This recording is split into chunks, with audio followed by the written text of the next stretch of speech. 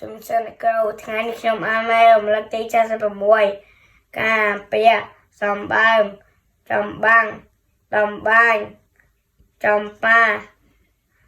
សម្បត្តិសម្ផស្សសម្បុរដើម្បីកំសត់កំសាន្តកំសួល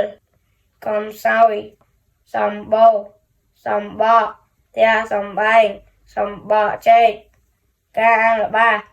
ប្រទេសខ្មែរសម្បូរសម្បត្តិដែរណាស់ឪពុកជីកដីដើម្បីដាំដើមចំប៉ានិងចំបៃ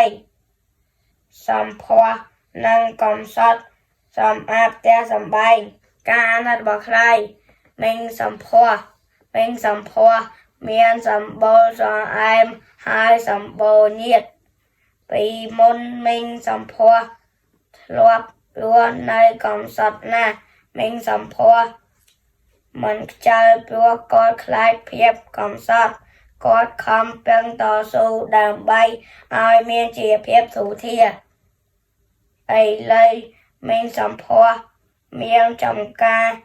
និងផ្ទះសម្បែងយ៉ាងធំសម្បើមចំការមីងសម្ផស្សសម្បូរដើមចំប៉ាដាក់នៅពីមុខផ្ទះមីងសម្ផស្សសម្បូរដើមការចំប៉ានៅខាងក្រោមផ្ទះមីងសម្ផស្សមានកីដំបានមួយនិងគំនោសម្បកចំប៉ាដាក់ថ្ងៃស្អែកគាត់ទៅដើរលេងកំសាន្តគ្រប់ខេត្តក្រុងជំរាបលាគ្រូ